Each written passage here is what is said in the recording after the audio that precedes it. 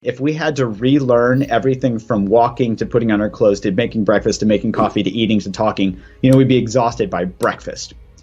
So setting up these habits is actually really important. I think of it as set and forget. Our brains set a habit, say, okay, this is a good thing for survival, and then we forget about the details, okay? 3 elements: trigger, behavior, reward. Positive reinforcement is we do more of the things that make us feel good, like eat food, and then we do fewer of the things that make us feel bad. We avoid things that make us feel bad, like avoid things that are dangerous.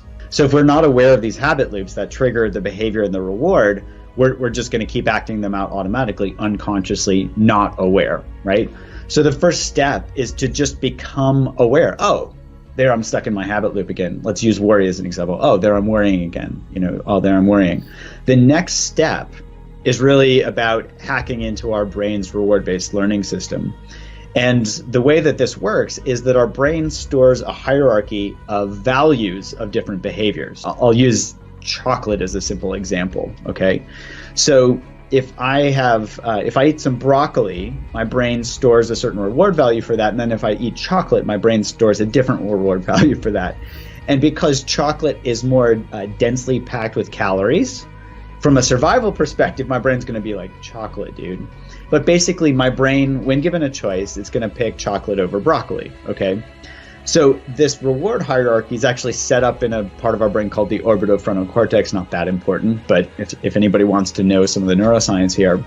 And that part of the brain is always deciding, when given 2 choices, what should I do? And it's going to pick the one that's more rewarding. So from that perspective, we bring in awareness, and we have to help ourselves see really clearly how rewarding is this behavior right now. Let's use cake as an example. We tend to lay down the reward value of cake early in life, right? Every birthday party we go to, we're going to reinforce that value of cake. And we're going to add not just to the taste of cake, but we're going to add friends, fun, presents, party, all this stuff. So that gets laid down, and that composite reward value gets stored, and it goes up and gets reinforced every party we go to. So by the time we're 40, and our brain's like, dude, don't think about it. There's cake, just eat it, right? And so that reward value from when we were 5 is still playing out now, and we can't, we're like, well, why can't I just stop eating cake? We can't think our way out of a bad habit. That's not how our brains work. We have to update the reward value.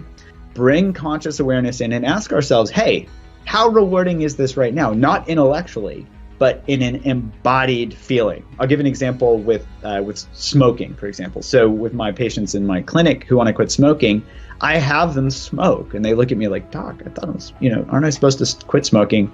The point there is I have them smoke, but I have them pay attention when they smoke. And they realize that smoking actually tastes like shit. It doesn't taste very good. I remember a guy he'd been smoking 40 years.